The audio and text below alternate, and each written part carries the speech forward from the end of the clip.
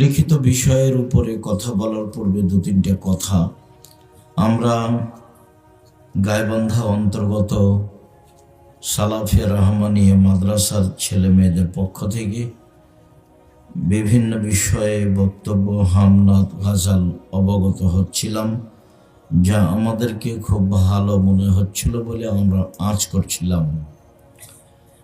আমি আসলে মানুষ বুঝতে চায় না, মানুষ ছেলে মেয়ে মানুষ করবে জাতির কল্যাণের জন্য, এটাই ছিল মানুষের জন্য উচিত। জাতির কল্যাণ কিভাবে আসবে এটা বাপ মায়ের ভাবা উচিত। বাপ মা ভাবলো, বলল আমার মেয়ে ছেলের মেধা ভালো, আমার মেয়ের মেধা ভালো, তাকে ডাক্তার হতে হবে, তাকে ইঞ্জিনিয়ার হতে হবে, বহু পয়সা খরচ করে ছেলে মেয়ে পড়ালো। ফলাফলে আসলো যদি পড়া শেষ পর্যন্ত পৌঁছে তাহলে ভালো ডাক্তার, প্রায় ডাক্তারই ওই কোম্পানির ওষুধ লিখে যে কোম্পানি তাকে টাকা দেয়। তাহলে এ ডাক্তার আসলে ডাক্তার নয়, এ হলো একজন প্রতারক, জাতির জন্য ও ক্ষতিকারক, ফাঁকিবাজ, বোঝা। আর যদি ইঞ্জিনিয়ার হয়, প্রায় ইঞ্জিনিয়ারই চোর। ভালো নেই এই কথা আমি বলছি না, তবে বাপ মা বুঝতে পারেনি কিভাবে ছেলে মেয়ে মানুষ করতে হবে। ছেলে মেয়ে জাতির কল্যাণের জন্য মানুষ করা উচিত ছিল। সারা জীবন আপনি খুব প্রশংসা করলেন, আমার ছেলে গোল্ডেন পেয়েছে, আমার ছেলে মেধাবী, সব কিছুই বললেন, সব কিছুই হলো, কিন্তু জাতির ক্ষতি করলো, তাহলে শেষ পর্যন্ত কি হলো? আর এমনি তো দেশটা একেবারেই শিরকের সাথে জড়িত। এখন তো আর মানুষ হয়ে নেই, মানুষ পশু প্রাণীর মতো হয়ে গেছে। বিবাহ করলেও মানুষকে এখন চাঁদা দেওয়া লাগে। সবাই চাঁদাবাজ, ধোঁকাবাজ, শয়তান, ইতর শ্রেণীর, নিম্ন শ্রেণীর মানুষ। প্রায় মানুষ মানবতা ভুলে গেছে, যাবে এ কথাও ঠিক।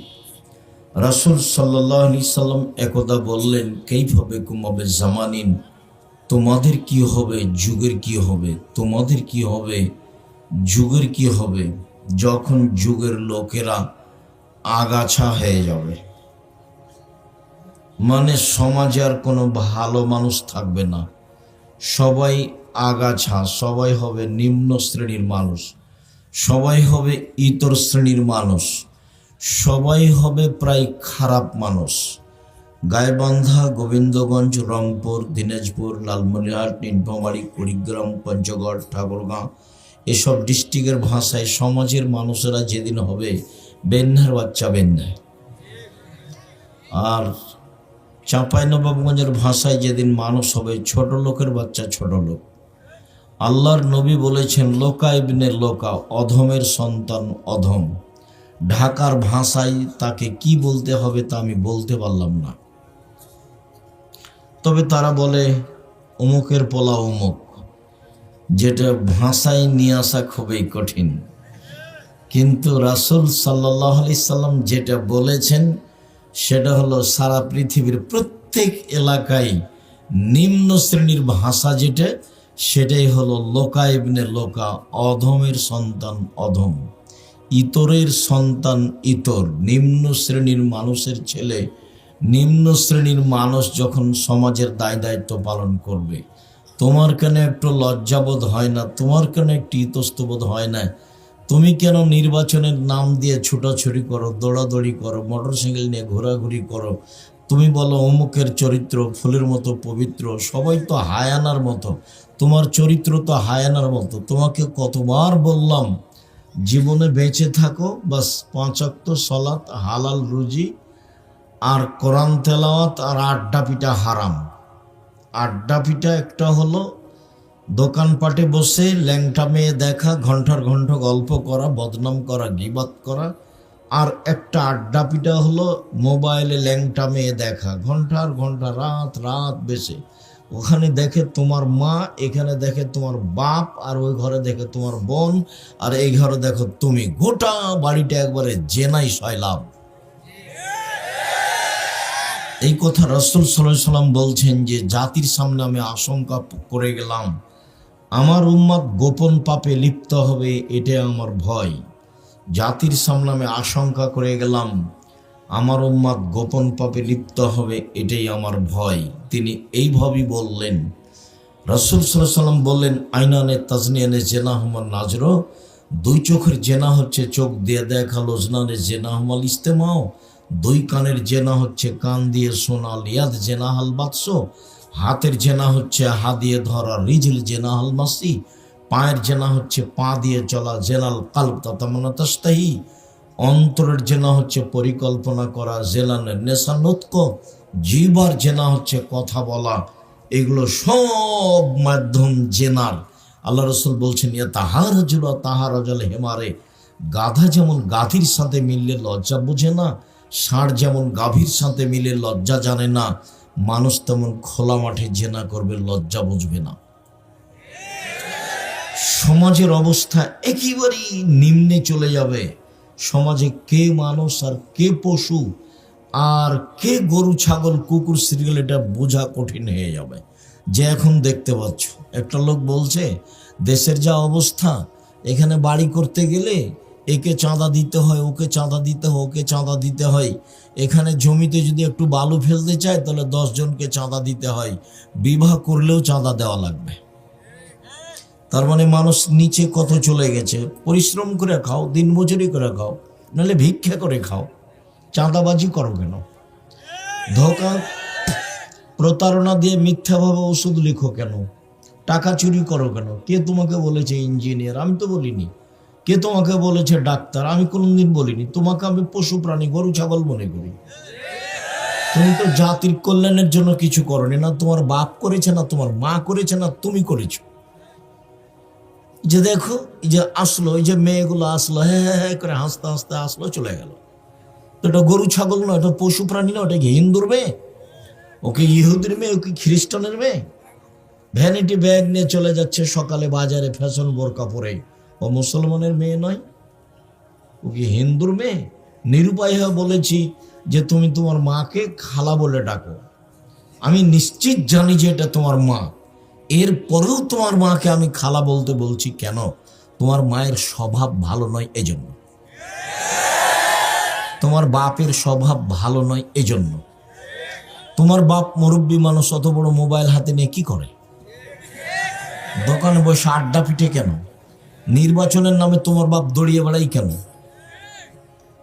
তোমার বাপ নির্বাচনের নামে দড়িয়ে বেড়াই কেন? 5 ওয়াক্ত সালাত, বাস। হালাল রুজি, হালাল রুজির 4টা পথ। একটা হলো দিন মজুরি, সন্ধ্যায় টাকা শেষ, লাগবে না কিছু।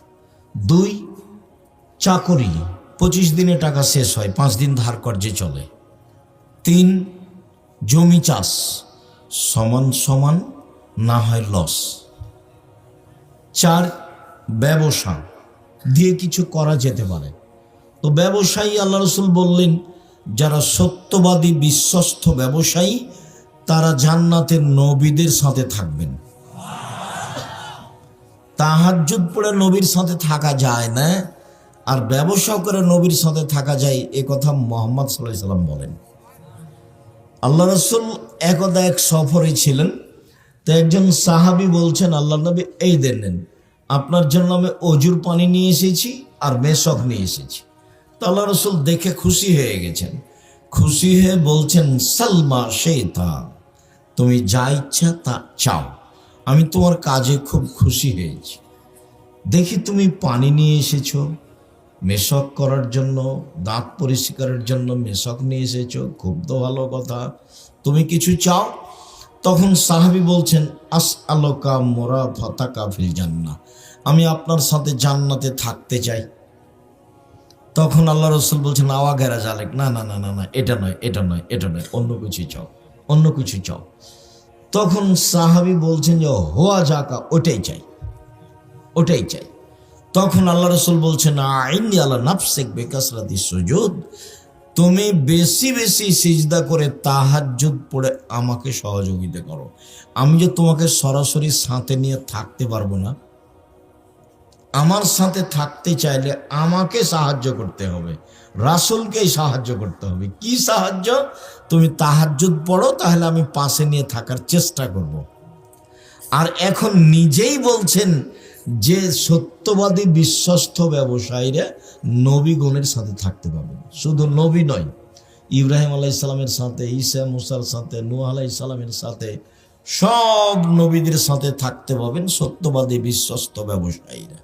তো ব্যবসা চকলেটের হোক সেটাও ব্যবসা, ব্যবসা বাদামের হোক সেটাও ব্যবসা, ব্যবসা কাপড়ের হোক সেটাও ব্যবসা, ব্যবসা বিশাল কিছু হোক সেটাও ব্যবসা। যার কারণে আমি আপনাদেরকে ব্যবসা করে উপার্জন করতে বলেছি। আর শ্বশুরের কাছে টাকা নেওয়াকে ঘৃণা করেছি। শ্বশুরের কাছে যৌতুক নিয়ে সেই টাকা দিয়ে চাউল কিনে ভাত খেয়ে ইবাদত কবুল হবে না। শ্বশুরের কাছে যৌতুক নিয়ে সেই টাকা দিয়ে চাউল কিনে ভাত খেয়ে ইবাদত কবুল হবে না। যারা শ্বশুরের কাছে টাকা নিয়েছো, আগামীকাল সন্ধ্যা হতে হতে টাকা ফেরত দাও। তোমার এই কাজের চেয়ে ভিক্ষা করে খাওয়া ভালো। ভিক্ষা করে কাজটা বৈধ, তবে সবচেয়ে নিম্নমানের। উপার্জনের 4টা পথ, তখন আমি ভিক্ষা বলিনি। উপার্জনের 4টা পথ, তখন আমি ভিক্ষা বলিনি। 1 দিনমজুরি, 2 চাকরি, 3 জমি চাষ, 4 ব্যবসা। তখন আমি বলেছি চকলেটের ব্যবসা করে খাও। চকলেটের ব্যবসা আমি করতে বলিনি, আমি বলেছি কম পয়সার ব্যবসা, যাতে করে লোন নেওয়া না লাগে। লোন নিয়ে ব্যবসা করে একদিনে কোটিপতি হবো, এটা মিথ্যা কথা। আমি চকলেটের ব্যবসা বলতে চকলেটেরই ব্যবসা করতে বলেছি এই কথা নয়, কম পয়সার ব্যবসা করতে বলেছি। সত্যবাদী ব্যবসায়ী আর নবীদের সাথে জান্নাতে থাকবেন, এই কথা মুহাম্মদ সাল্লাল্লাহু আলাইহি সাল্লাম বলেন।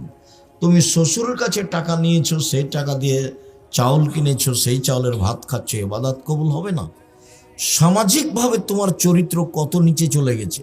এদিকে তো তুমি পশু প্রাণী একবারে কুকুর শ্রীলের মতো, হায়ানার মতো নির্বাচনের নাম দিয়ে দৌড়ে বেড়াচ্ছ। এদিকে শ্বশুরের টাকা নিয়েছো, ওদিকে মানুষের চাঁদা জোর করে আদায় করছো। বলছো যে ওরা খেয়েছে 16 বছর, আমরা কিছু খাবো না, এভাবে বলছো ভিক্ষা করে খাবা। তখন আমি বলেছি শেষ পথ ভিক্ষা করো, বাপ বেটা ভিক্ষা করো। তুমি জাতির জন্য বোঝা, তুমি জাতির জন্য বোঝা। তোমার বাপ তোমাকে পশু প্রাণী করে মানুষ করেছে, তোমার বাপ তোমাকে কুকুর সিরিয়াল করে মানুষ করেছে। নলে কেন এ কথা বলছেন আল্লাহ? বুঝেও বুঝে না ওরা, অন্তর আছে বুঝে না, দেখেও দেখে না ওরা, চক্ষু আছে দেখে না, শোনেও শোনে না ওরা, কান আছে শোনে না। উলাইকা কালা নাম, তারা পশু প্রাণীর মতো, তারা গরু ছাগলের মতো, তারা কুকুর শ্রেণীর মতো, বালু মজাল বরং তার চেয়ে খারাপ। আল্লাহ বলছেন কুকুর শ্রেণীর মতো। অবাক কথা। পয়সা এইভাবে ইনকাম করতে হবে কে বলেছে? মানুষের কাছ থেকে জোর করে টাকা আদায় করতে হবে, চাঁদাবাজি করতে হবে, এটা কে বলল? জুলুম করো না, রাহাজানি করো না, অন্যায় করো না, অবিচার করো না, মানুষকে অপমান করো না, ক্ষমতা দেখায় না, দলীয় দাপট দেখায় না। তোমার নেতার বয়স 45 মিনিট। যে যত বড় স্বৈরাচার জালেম, তার সময় তার চেয়ে কম।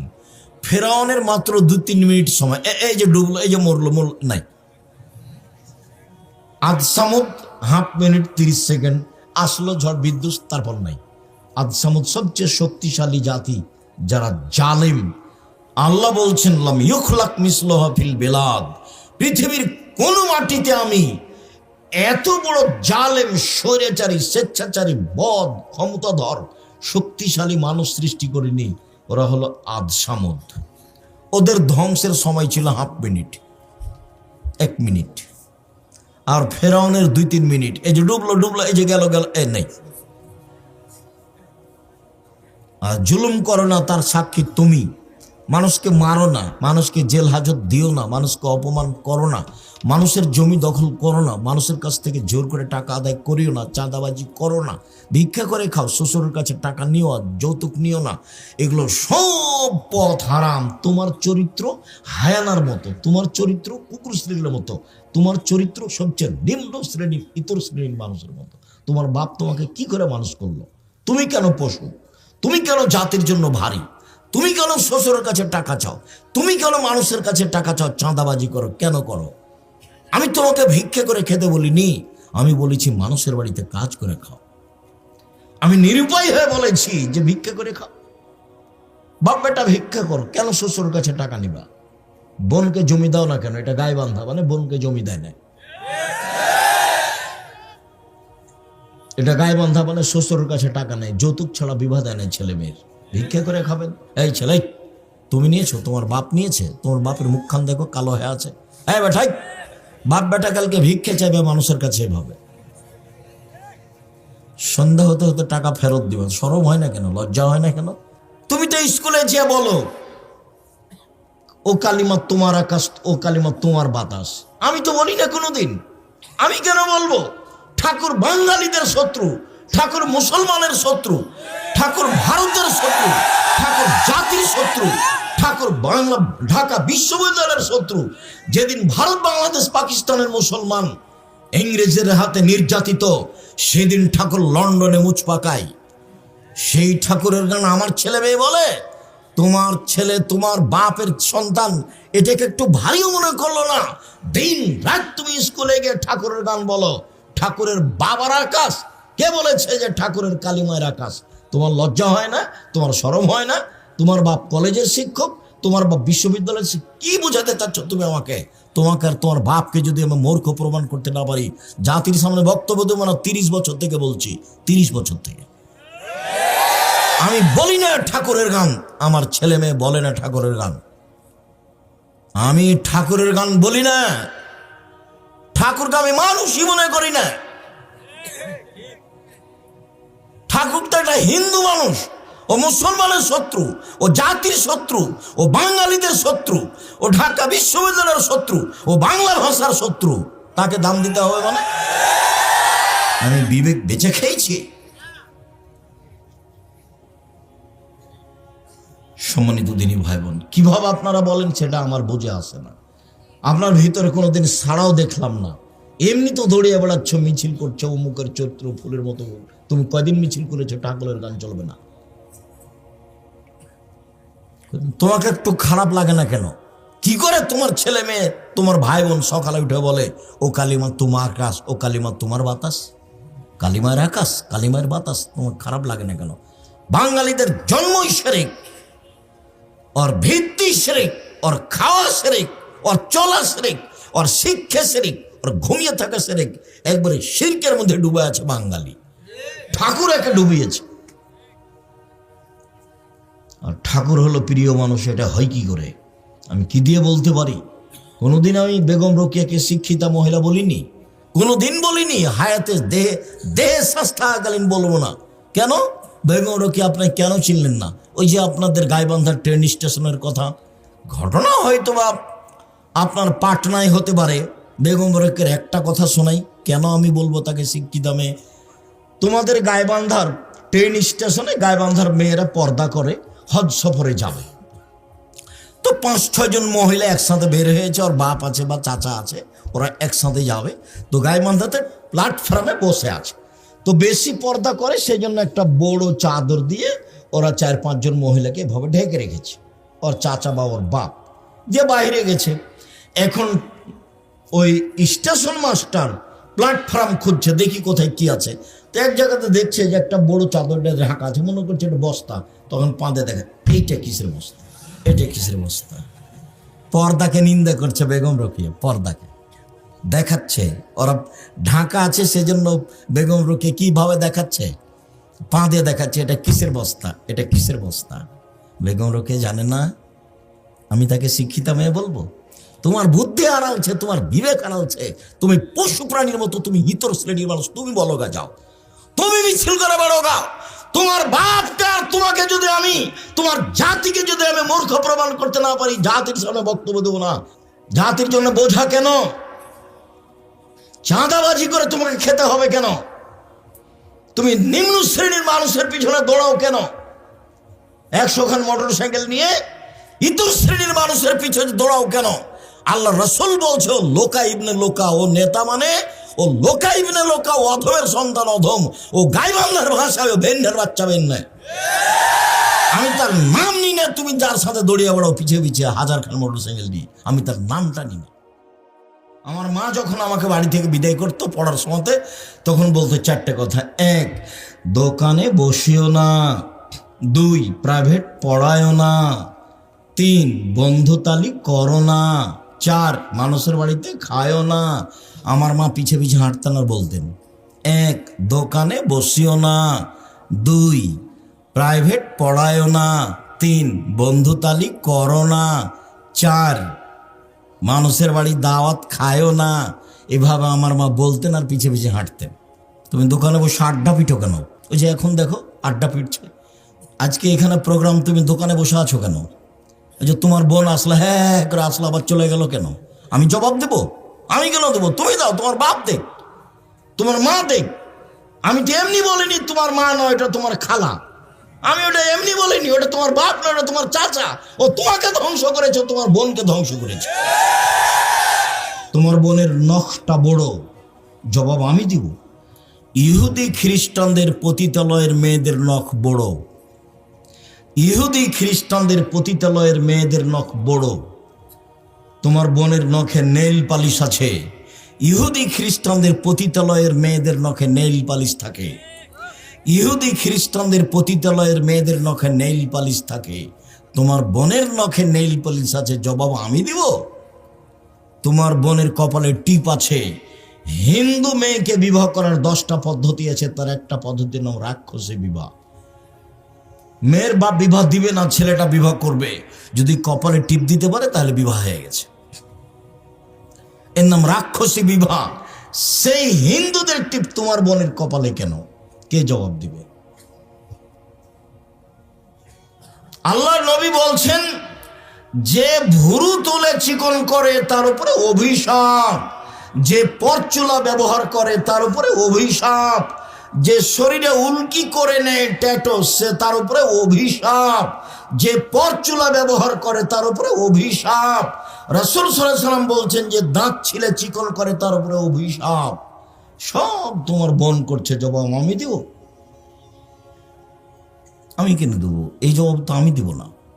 রাসূল সাল্লাল্লাহু আলাইহি ওয়াসাল্লাম বললেন, পৃথিবীর মানুষ শোনো, একবার বললেন যে তাহাজ্জুদ পড়ো, আমাকে সাহায্য করো, সাথে নিয়ে থাকবো। আর এখন বলছেন, শোনো, সত্যবাদী ব্যবসায়ীরা নবীর সাথে থাকবেন। আবার বলছেন, শোনো, কেউ যদি 2 জন মেয়ের লালন পালন করে, সেই পিতার আমি জান্নাতে একসাথে এভাবে থাকবো। 2 জন মেয়ের লালন পালন। তখন কি লালন পালন? তখন বলছেন, 1, আল্লামাহুন্না, মেয়েকে বিদ্যা শিখিয়ে দিল। 2, আদ্দাবাহুন্না, শিষ্টাচার শিখিয়ে দিল। হ্যাঁ করে আসলে চলে গেল, এটা শিষ্টাচার? ওই যে গল্প করছে এখন, এটা শিষ্টাচার? ওই যে দোকানে বসে জিনিস কিনছে দাঁড়িয়ে, এখন এটা শিষ্টাচার? বলো, এটা ও বাপ, ওর বাপ বাপ নয়। এই জন্য বলছে, এই মেয়ে শোনো, এই মেয়ে, তোমার বাপকে চাচা বলিও। তোমার বাপকে আমি পশু প্রাণী মনে করি। হ্যাঁ, তোমার বাপকে আমি পশু প্রাণী মনে করি। কষ্ট নিও না, আমি তোমাকে কষ্ট দিতে আসিনি। তোমার বাপ আমার দিনী ভাই, তোমার মা আমার দিনী বোন। গাইবান্ধা আমার শ্বশুর বাড়ি এলাকা, আত্মীয়তার অভাব নেই। কাজেই আমি কষ্ট দিতে আসিনি, আমি দুঃখিত।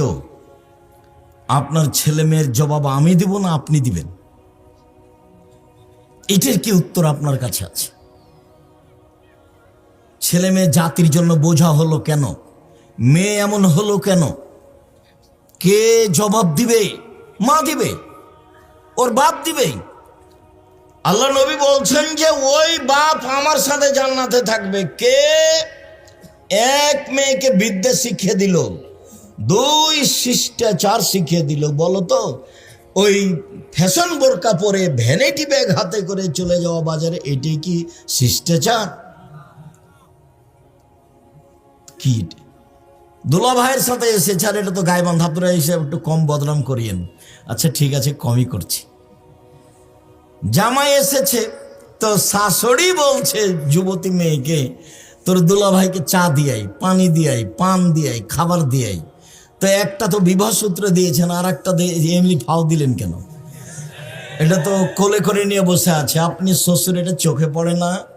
আপনি শাশুড়ি, এটা চোখে পড়ে না? কেন পড়ে না এটা চোখে? জামাই বাড়িতে এসেছে, খাবার দিবেন আপনি, ভাত দিবেন আপনি, পানি দিবেন আপনি, সব কিছু করবেন আপনি। তো আপনি আপনার মেয়েকে পাঠালেন কেন? কেন পাঠালেন? এর জবাব আমাকে দিতে হবে না তোমার বাপ দিবে? দেও, বলো দেখি। তোমার বাপ তো একটা মেয়ে বিবাহ সূত্রে দিয়েছে, আর একটা ফাও দিল কেন? তুমি এখন বলো যে একে বাপ বলবে না, একে চাচা বলবা। বাপ তো মানে জিম্মেদার। এক, মেয়েকে বিদ্যা শিখিয়ে দিল। দুই, মেয়েকে শিষ্টাচার শিখিয়ে দিল। তিন, মেয়ের বিবাহ শাদী দিয়ে দিল। চার, মেয়ের সাথে ভালো আচরণ করলো। ওই বাপ আর আমি মুহাম্মদ সাল্লাল্লাহু আলাইহি ওয়াসাল্লাম জান্নাতে একসাথে এভাবে থাকবো। দুঃখিত সম্মানিত দিনী ভাই বোন, কি করতে পারি? অবস্থা দেখলে খুব কষ্ট হয়, চাল চলন দেখলে খুব কষ্ট হয়। সব জিম্মেদারি বাপ মায়ের উপরে চাপানো হয়েছে। কিছু কিছু হাদিস একটানা বাপের উপরে, কিছু কিছু হাদিস একটানা মায়ের উপরে, কিছু কিছু হাদিস বাপ মা উভয়ের উপরে। দুইজনকে পাশাপাশি আল্লাহ রাসূল রেখেছেন। একবার বলছেন যে কুল্লু মাউলুদিন ইউলাদ আলাল ফিতরা, প্রত্যেকটা ছেলে মেয়ে ইসলামী ধারণ ক্ষমতা নিয়ে জন্মগ্রহণ করে। প্রত্যেকটা মেয়ে ইসলামী পোশাক পরতে পারবে, এই ক্ষমতা তার ভিতরে আছে। প্রত্যেকটা ছেলে দাড়ি ছেড়ে দিতে পারবে, এই ক্ষমতা তার ভিতরে আছে।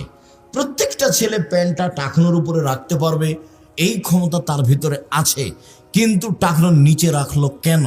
দাড়ি চাঁচলো কেন? নগ্ন ল্যাংটা পোশাক মেয়েটা পরলো কেন? তখন আল্লাহ রাসূল বলছেন যে ওর বাপ মা ওকে পরিয়েছে। আমি কি করতে পারি? এবারে হুবাহু আল্লাহ রাসূল বলছেন ফাবুহু ইউহাবেদানিহি, তার বাপ মা তাকে ইহুদি করেছে। ওয়ায়ুনাসসারানিহি, তার বাপ মা তাকে খ্রিস্টান করেছে। ইমাজ্জেসানিহি, তার বাপ মা তাকে আগুন পূজক করেছে। বাপ মা যেভাবে ছেলে মেয়েকে গড়ে তুলেছে, ছেলে মেয়ে সেভাবে গড়ে উঠেছে। এই হাদিসের সারমর্ম কথা বলা আছে চাঁপাইনবাবগঞ্জের ভাষায়, সঙ্গ দোষে লোহা ভাসে। লোহা তো পানিতে ছেড়ে দিলে ভাসবে, কাঠের সাথে লাগালে ভাসবে। কাঠের সাথে লাগিয়ে দেন লোহা, এবার লোহা কি হবে? ভাসবে। সঙ্গ দোষে লোহা ভাসে, এ হাদিসের তরজমা আল্লাহ রাসূল বলেছেন। মানে বাপ মাকে একসাথে বললেন যে তুমি তো তোমার ছেলে মেয়েকে ইহুদি করেছো, খ্রিস্টান করেছো, আগুন পূজক করেছো। ছেলে মেয়েকে যেইভাবে তোমরা দুইজন গড়ে তুলেছ, সেভাবে গড়ে উঠেছে। ওই যে ছেলেটাকে গুলি মারা হয়েছে, ওর মায়ের ঘটনা শোনো। কোন সময়তে, মানে আজানের পরে গেলে পিটাবে ওর মা। দেখো ওদের বিবরণে, এশার সলাতের পরে যদি বাড়িতে ঢুকে, তাহলে ওর মা কি করবে? পিটাবে। ওইটা মার, তোমার মা নয় এটা। ওই যে তোমার বোন হ্যাঁ হ্যাঁ করে চলে গেল হাসতে হাসতে, ওর মা নাই? ও কি হিন্দু মেয়ে নাকি? ও কি খ্রিস্টান মেয়ে? তো এভাবে গেল কেন? ওর মা নাই, ও এমনি এসেছে দুনিয়াতে। কি মা? কি মা? মা কাকে বলে? রাসূল সাল্লাল্লাহু আলাইহি সাল্লাম এক টানা মহিলাকে বলেছেন, মাকে বলেছেন এক টানা। যেমন আগের হাদিসটা বললেন, এক টানা বাপকে। এক, বিদ্যা শিখিয়ে দিল বাপ। দুই, শিষ্টাচার শিখিয়ে দিল বাপ। তিন, মেয়ের সাথে ভালো আচরণ করলো। চার, বিবাহ দিয়ে দিল। তাহলে সেই মেয়ের পিতা আর আমি জান্নাতে একসাথে থাকবো। সবটুকু বাপের জন্য। এবার দেখেন সবটুকু মায়ের জন্য। যেটা বলতে যাচ্ছি সেটা খুব ভালোভাবে জানা আছে। জাবের রাদিয়াল্লাহু তাআলা আনহু বলেন, সফর থেকে আসছিলাম, আমরা মদিনায় ঢুকবো। তখন আল্লাহ রসুল বলে, এই থামো থামো, সবাই এখানে থাকো, আমরা সকালে মদিনায় ঢুকবো। তখন জাবের রাদিয়াল্লাহু তাআলা আনহু বললেন, আল্লাহর নবী, আমি নতুন বিবাহ করেছি, আমাকে বাড়ি যেতে অনুমতি দেন। তখন আল্লাহ রসুল বলছেন সাল্লাল্লাহু আলাইহি সাল্লাম, ও তুমি নতুন বিবাহ করেছো, তো কুমারী মেয়ে বিবাহ করেছো না তালাক প্রাপ্তা মেয়ে বিবাহ করেছো? তো জাবের রাদিয়াল্লাহু তাআলা বললেন যে তালাক প্রাপ্তা মেয়ে বিবাহ করেছি, বেশি বয়সের মেয়ে বিবাহ করেছি। কেন কম বয়সের মেয়ে কেন বিবাহ করলে না? তুমি তার সাথে খেলতে, ও তোমার সাথে খেলতো। তুমি কুমারী মেয়ে কেন বিবাহ করলে না? তুমি তার সাথে খেলতে, ও তোমার সাথে খেলতো। এই পর্যন্ত আল্লাহ রসুল বললেন। তখন জাবের রাদিয়াল্লাহু তাআলা বলছেন, আল্লাহ নবী শোনেন, আমার আব্বা উহুদের যুদ্ধে শহীদ হয়েছেন, 9 জন মেয়ে রেখে আমার 9 জন বোন আছে। আল্লাহ নবী শোনেন, আমার আব্বা উহুদের যুদ্ধে শহীদ হয়েছেন, 9 জন মেয়ে রেখে আমার 9 জন বোন আছে। আকরাহুনা তাযাওয়াজা মিসলাহুন্না, ওদের সমবয়সের কম বয়সের মেয়েকে বিবাহ করা পছন্দ করিনি 4টা কারণে। বেশি বয়সের মেয়ে বিবাহ করেছি 4টা কারণে। আমার বোনদের সমবয়সের মেয়েকে বিবাহ করা পছন্দ করিনি 4টা কারণে। বেশি বয়সের মেয়ে বিবাহ করেছি 4টা কারণে। এক, লিতুআল্লিমাহুন্না, আমার স্ত্রী যেন আমার বোনদেরকে বিদ্যা শিখাতে পারে। 2, লিতুরাজ্জিলাহুন্না, আমার স্ত্রী যেন আমার বোনদেরকে শিষ্টাচার শিখাতে পারে। শিষ্টাচার কি জিনিস? শিষ্টাচার কি জিনিস তুমি বলো? যে দোকানে দাঁড়িয়ে জিনিস কিনছে, এটাই শিষ্টাচার? তুমি বলো। এই যে ল্যাংটা হয়ে চলে যাচ্ছে প্যান্ট পরে স্কুলে, এটাই শিষ্টাচার? তুমি বলো। নগ্ন পোশাক পরে স্টেজে চলে যাচ্ছে স্কুলে, তুমি বলো এটা শিষ্টাচার? বড় মোবাইলে তোমার বোন দিন রাত ল্যাংটা মেয়ে দেখছে, পুরুষ দেখছে, বলো এটাই শিষ্টাচার? আরে মানুষ পশু প্রাণী হয়ে গেলেও তার কখনো বুঝে যে এটা খারাপ। তুমি তো বলতে পারবে না এটা শিষ্টাচার। তাহলে হচ্ছে কেন? আমি বেশি বয়সের মেয়ে বিবাহ করেছি যাতে করে আমার স্ত্রী আমার বোনদেরকে শিষ্টাচার শিখাতে পারে। 3, লিতুরাজ্জিলাহুন্না, যাতে করে আমার স্ত্রী আমার বোনদের মাথার চুল চিরুনি করে সাজগোজ করে পরিপাটি করে রাখতে পারে। তোমার বোন চুল এলোমেলো করে চলে গেল, জবাব আমি দিব না তোমার মা দিবে? ঢং ঢং করে কামিচ্ছে, চিকন চর খাটো বোরকা পরে চলে গেল, ফ্যাশন বোরকা পরে চলে গেল, ব্যাগ ভ্যানিটি ব্যাগ হাতে করে চলে গেল। ব্যাগ নিয়ে যাচ্ছে কেন তোমার বোন? কেন যাবে? যাবে কেন? তোমার বাপ মরেছে, তোমার মা মরেছে, যাবে কেন? দেখো না তুমি? সম্মানিত দিনী ভাই বোন, আমার স্ত্রী যেন আমার বোনদেরকে পরিপাটি সাজগোজ করে রাখতে পারে। 4, লিতাকুমা আলাইহিন্না, আমার স্ত্রী যেন আমার বোনদেরকে পাহারা দিতে পারে। তো তোমার মা তো পাহারাদার। তাহলে বলো, এখন হাসছে, ওভাবে বসে আছে তোমার বোনটা, তা এটা কি তোমার মা কি পাহারাদার? হাদিস তো বুখারী মুসলিম। কি জবাব আছে এর? জবাব কে দিবে?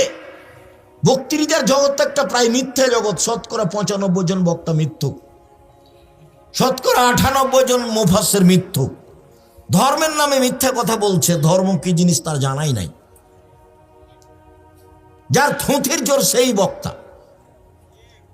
জনগণ তো বুঝতে চায় না কোনটা সত্য কোনটা মিথ্যে। জনগণ তো হিসাব করতে পারে না ভালো মন্দ। আমি কি দিয়ে বুঝাতে পারি শিষ্টাচার কি জিনিস, পাহারা কি জিনিস? একটানা মহিলার উপরে চাপিয়ে দিলেন। 1, মাই বাচ্চাকে বিদ্যা শিখাবে। 2, মাই বাচ্চাকে শিষ্টাচার শিখাবে। 3, মাই বাচ্চাকে পরিপাটি করে রাখবে। 4, মা বাচ্চাকে পাহারা দিবে। তোমার বোনের হাতে একবার ছোট থেকে পুতুল আছে, বলো তো এটা কোন শিষ্টাচার? তোমাদের বাড়িতে কাঁকড়া আছে শোকেজে, বলো তো এটা কোন শিষ্টাচার? তোমার মা একটা আয়না কিনেছে, সেটা হলো কাতল মাছ, বলো তো এটা কোন শিষ্টাচার? তোমার বাপ একটা পট পায়খানা করা, ছোট তোমার বোনের পায়খানা করা একটা পট কিনেছে, সেটা ঘোড়া, বলো তো সেটা কোন শিষ্টাচার? আর তুমি নিজে দড়িয়ে বেড়াচ্ছ নির্বাচনের নামে, একটা সিগারেট খাবা সেই জন্য, একটা বিড়ি খাবা সেই জন্য। তো বলো এটা কোন শিষ্টাচার? কেন যাচ্ছ? তোমাকে আমি বারবার বলছি এভাবে তোবা করবে, এভাবে বাস দিন মজুরি করে খাই, কাউকে দেখি না। 5 ওয়াক্ত সলাত আদায় করি, 1 5 ওয়াক্ত সলাত, 2 হালাল রুজি, 3 কোরআন তেলাওয়াত। বেশি না পারলে সূরা ইখলাস তো পারবো। সূরা ইখলাস কয়বার পড়বো? 3 বার। এটা তো পারবো। সকালে সূরা ইখলাস 3 বার পড়ে আল্লাহকে বলো, এই দেখেন কোরআন মাজিদ পড়লাম, তা আলহামদুলিল্লাহ কোরআন মাজিদ পড়লাম। 4 আড্ডা পিটা হারাম। দোকানে যেতে হবে কিভাবে, আসতে হবে কিভাবে, মনে থাকবে না। আসসালামু আলাইকুম, আহমদ লবণ আছে? আছে। 1 কেজি লবণ দাও। মরিচ আছে? আছে। 200 মরিচ দাও। টাকা দেওয়া শেষ হয়েছে, আসসালামু আলাইকুম। এর চেয়ে বেশি দোকানে বসতে পাবেন না। আপনি বলেন যে আপনি মুরব্বী মানুষ, এশার সালাত আদায় করে মাথায় টুপিতে দোকানে বসে আছে, আর ল্যাংটা মেয়ে নাচছে, আর খবর হচ্ছে। কি খবর না করছে, কত কথা। 40 বছর থেকে আপনি তাহাজ্জুদ পড়ছেন, সেই সব নাকি এক পাল্লাতে দেন। আর ওই দোকানে বসে খালি বললেন ওই চেয়ারম্যান তো খুব খারাপ, ওর চাল চরিত্র খুব খারাপ। এখন এইটা এক পাল্লায় দেন, মাপেন তো দেখি কোনটা ভারী হয়। 40 বছরের তাহাজ্জুদ এক পাল্লায় দেন, আর ওইটা যে চেয়ারম্যান খুব খারাপ, এটা এক পাল্লায় দেন, দেখি কোনটা খারাপ বেশি ভারী হয়। সুদ মহাপাপ, এটাই ঠিক। সুদ মহাপাপ, এটাই ঠিক। সুদের পাপের ভাষা এত কঠিন যে পৃথিবীতে পাপের জগতে কোনো পাপের ভাষা এমন নয়। সুদের চেয়ে বড় পাপ আছে, কিন্তু ভাষা এমন নয়। ভাষাটা আগে বলি। রাসূল সাল্লাল্লাহু আলাইহি সাল্লাম বলছেন, মায়াকুল দিরহাম রিবাহ ইয়ালাম আসাদ্দু মিন সিত্তাতি ওয়া সালাসিনা জিনিয়া। কেউ যদি জেনে শুনে 1 টাকা সুদ খায়, 36 বার জেনা করে যত পাপ হবে, 1 টাকা সুদ খেলে তার চেয়ে বেশি পাপ। আবার বলি, রাসূল সাল্লাল্লাহু আলাইহি সাল্লাম বলছেন, আর রিবা সাবুনা জুজান, সুদের পাপের 70টি ভাগ রয়েছে। ছোট ভাগ হলো মার সাথে জেনা করলে যেমন পাপ হয়। শুনুন, এই ছেলে বসো, একটু থামো।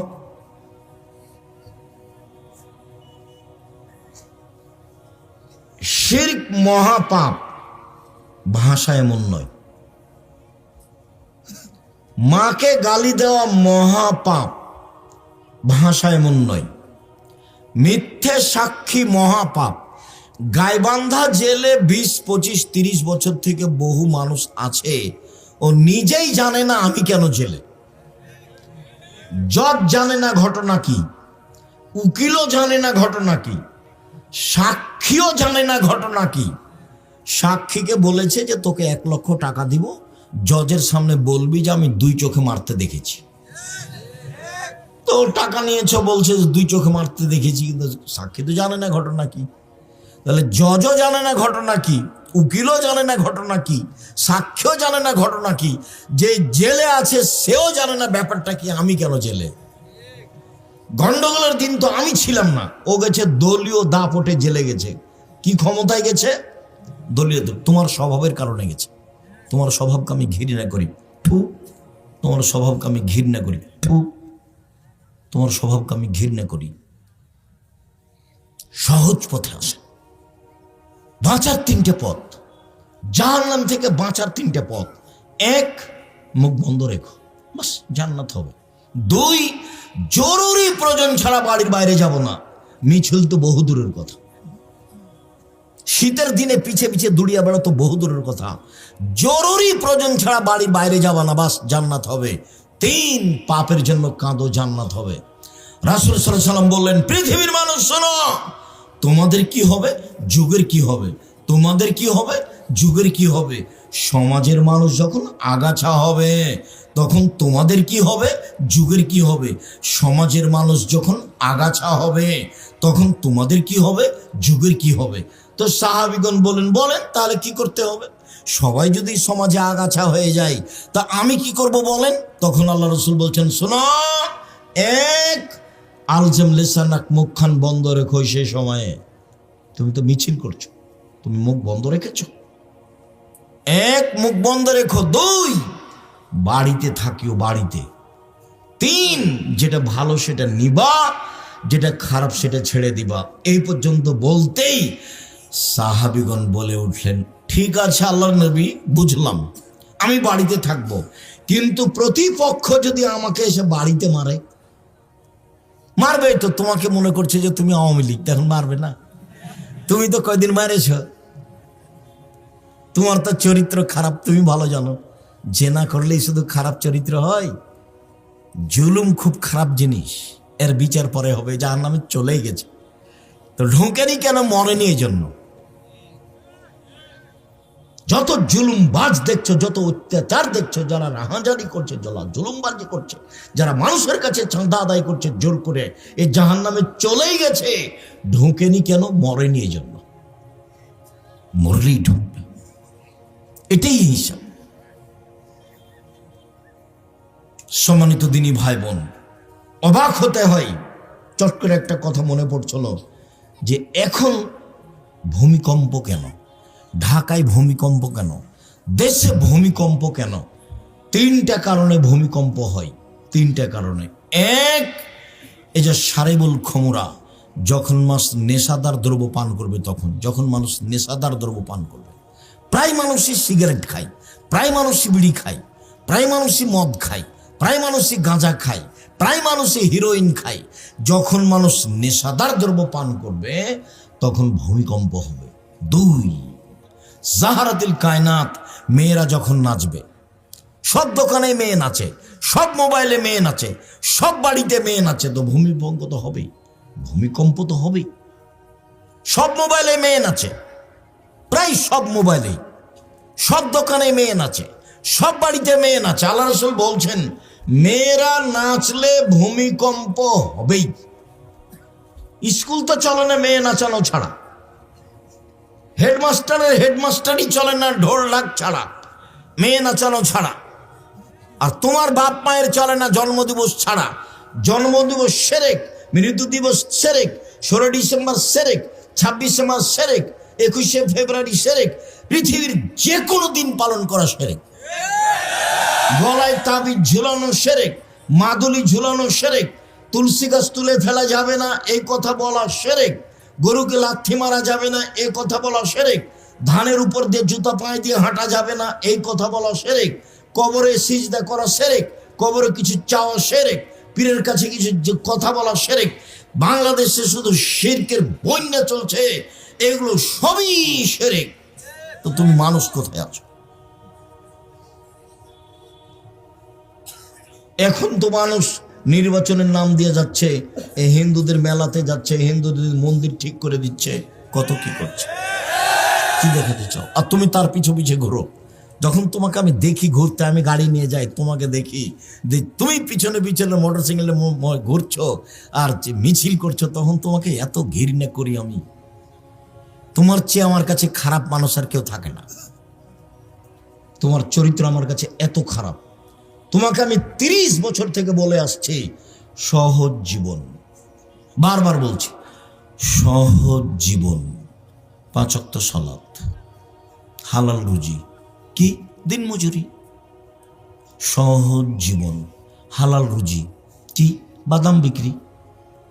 বাদাম বিক্রি করতে হবে কথা আমি বলিনি, কোটি টাকার ব্যবসা করো, দেশের সবচেয়ে বড় ব্যবসায়ী হও। টাকা দিয়ে সরকারকে উঠাতে হবে না, নামাতে হবে না।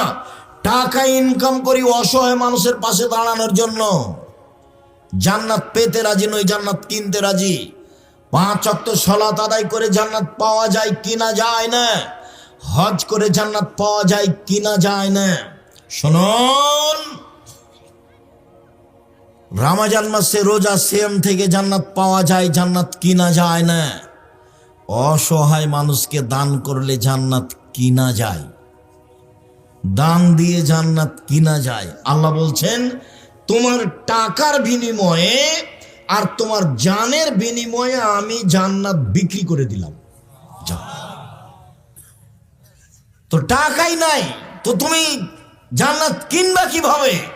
আমি বড় ব্যবসা করি, এই জন্য জান্নাত কেনার জন্য আমি জান্নাত পেতে রাজি নই, আমি জান্নাত কিনতে রাজি।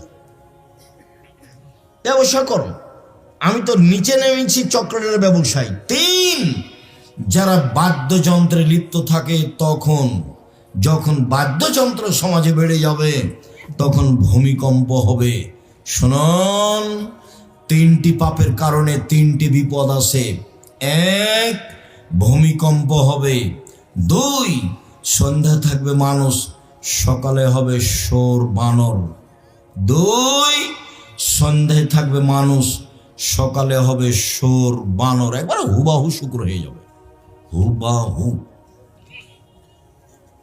3, সমস্যা নেমে আসবে, যেখানে সেখানে মারামারি, মাদ্রাসায় মারামারি, মসজিদে মারামারি, রাস্তাঘাটে মারামারি, কেউ কাউকে মানবে না 3টা পাপের কারণে।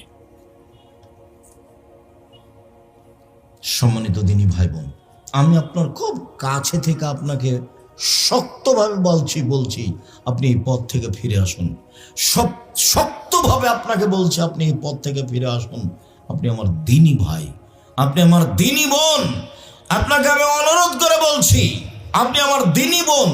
আমি আব্দুর রাজ্জাক বিন ইউসুফ এসেছি, আপনি জানলেন, এরপর আপনি চলে গেলেন কেন এভাবে? দেবরের সাথে আসলেন কেন? গল্প করতে করতে চলে গেলেন কেন? আপনার শরম হয় না কেন? মহিলা মানুষ, আপনার হায়া হয় না কেন? আপনার ইতস্তবোধ হয় না কেন? আপনার লজ্জাবোধ হয় না কেন? লজ্জা আপনি বেঁচে খেলেন কেন? লজ্জা আপনি বেঁচে খেলেন কেন? মহিলা মানুষ, আপনি কথা বলেন কি করে এইভাবে?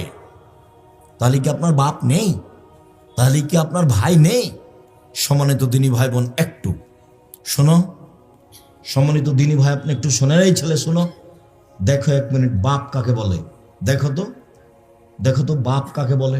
এদিকে দেখো। আয়েশা রাদিয়াল্লাহু তাআলা আনহা বলেন, আমরা এক সফর থেকে আসছিলাম, আমার গলায় হার ছিল আমার বড় বোন আসমার। চট করে হারটা হারিয়ে গেল, খুঁজে পায় না। জনগণ আটকা পড়ে গেল, সালাতের নামাজের টাইম হয়ে গেছে, পানি নেই, ওযু করতে পারি না, সালাত আদায় করতে পারি না, যেতেও পারি না, হার খুঁজেও পায় না, বড় বিপদে পড়ে গেলাম। প্রায় 1400 মানুষ। ইতিমধ্যে জনগণ আমার আব্বার কাছে গেল, আমার আব্বার কাছে অভিযোগ করলো, আপনি জানেন কি হয়েছে? আপনার মেয়ে হার হারিয়েছে, খুঁজে পাচ্ছি না, যেতেও পারি না। তাই এই কথা শুনে আবু বকর সিদ্দিক আসলেন। আয়েশা রাদিয়াল্লাহু তাআলা আনহা বলেন, আবু বকর সিদ্দিক আমার পাশে এসে আমার কোমরের উপরে এত জোরে মারলেন, ফাল্লাকা জানি লাখ জাদান সাদিদা, খুব জোরে মারলেন। ওই সময় আমার স্বামী আমার উরু রানের উপরে মাথা দিয়ে ঘুমিয়েছিলেন। 1 মিনিট, এই ছেলে, ভাইজান আপনি একটু খেয়াল করেন অবস্থাটা। আমাদের দেশের গতিতে, আমাদের গায়বান্ধার গতিতে, শ্বশুর যদি ঘরে গিয়ে দেখে যে জামাই মেয়ের উরু রানের উপরে মাথা দিয়ে ঘুমিয়ে আছে, তো শ্বশুর আগিয়ে যাওয়া তো দূরের কথা, এইভাবে ঘুরবে, পাল্টা এইভাবে ঘুরবে। কথা বুঝাতে পারিনি মনে হয়, বাস্তবতা। মানে শ্বশুর আগিয়ে যাওয়া তো বহু দূরের কথা, দেখলে কি হবে? এইভাবে ফিরে আসবে। তো আয়েশা রাদিয়াল্লাহু তাআলা আনহা বলেন, আমার আব্বা আসলেন, তখন আমার স্বামী আমার উরু রানের উপরে মাথা দিয়ে ঘুমিয়েছিলেন।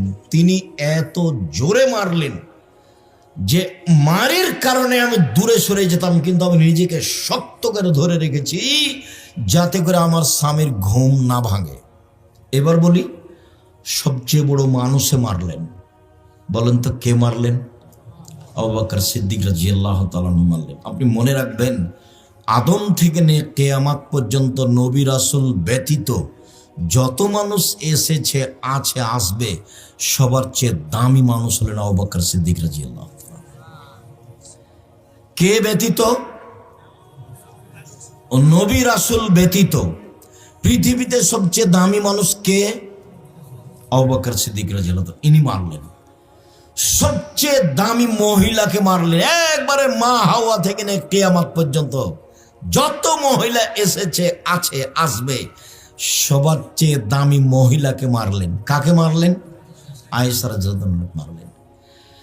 সবচেয়ে বড় মানুষের সামনে মারলেন, নবী রাসূল নির্বিশেষে, জনগণ নির্বিশেষে, সবার চেয়ে দামি মুহাম্মদ সাল্লাল্লাহু আলাইহি সাল্লাম, তার সামনে মারলেন। বিবাহদারী মেয়েকে মারলেন। বিবাহদারী ভাষা বুঝেন কি? বিবাহদারী মানে বিবাহিতা মেয়ে। বিবাহিতা মেয়েকে মারলেন মানে মেয়ের কি হয়ে গেছে? বিবাহ হয়ে গেছে। বিবাহিতা মেয়েকে মারলেন। পূর্ণ যুবতী মেয়েকে মারলেন। জামাইয়ের সামনে মারলেন। দিন দুপুরে মারলেন। প্রায় 1400 মানুষের সামনে মারলেন। হাত দিয়ে মারলেন। সবচেয়ে বড় মানুষে মারলেন। সবচেয়ে বড় মহিলাকে মারলেন। সবচেয়ে বড় মানুষের সামনে মারলেন। বিবাহিতা মেয়েকে মারলেন। পূর্ণ যুবতী মেয়েকে মারলেন। জামাইয়ের সামনে মারলেন। দিন দুপুরে মারলেন। 1400 মানুষের সামনে মারলেন। হাত দিয়ে মারলেন। বুখারী মুসলিম। পৃথিবীর সবচেয়ে বড় মানুষে মারলেন। পৃথিবীর সবচেয়ে বড় মহিলাকে মারলেন। পৃথিবীর সবচেয়ে বড় মানুষের সামনে মারলেন। বিবাহিতা মেয়েকে মারলেন।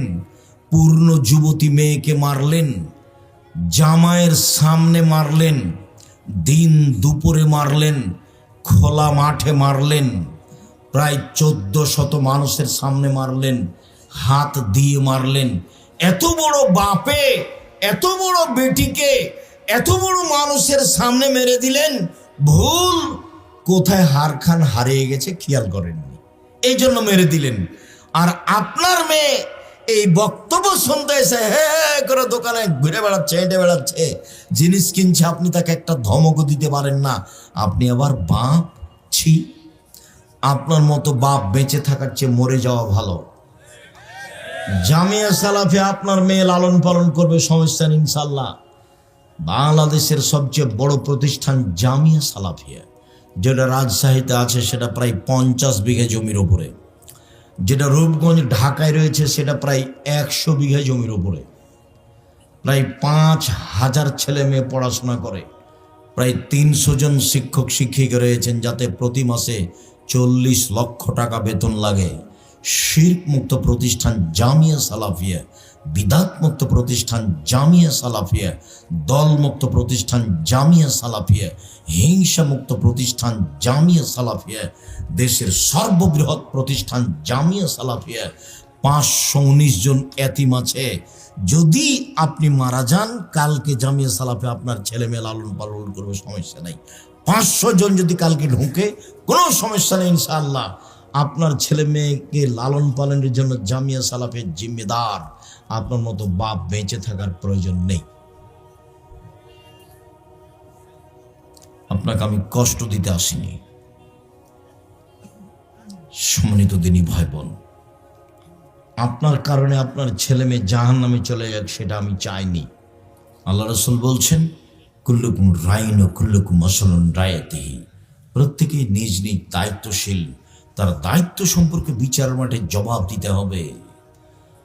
অল ইমামুন নাস আলান নাস রাইন ও মাসউলুন রায়াতিহি। যে দেশের নেতা, তার নেতৃত্ব সম্পর্কে জবাব দিতে হবে। অরাজুর রাইন ফি আহলে বাইতিহি। যে বাড়ির মালিক, ছেলে মেয়ের পিতা, স্ত্রীর স্বামী, তাকে বিচার মাঠে জবাব দিতে হবে। অল মারাত রায়ে। যে ছেলে মেয়ের মা, যে আপনার স্ত্রী, যে বাড়ির দায়িত্বশীল মহিলা, তার পুরো পরিবার সংসার সম্পর্কে জবাব দিতে হবে।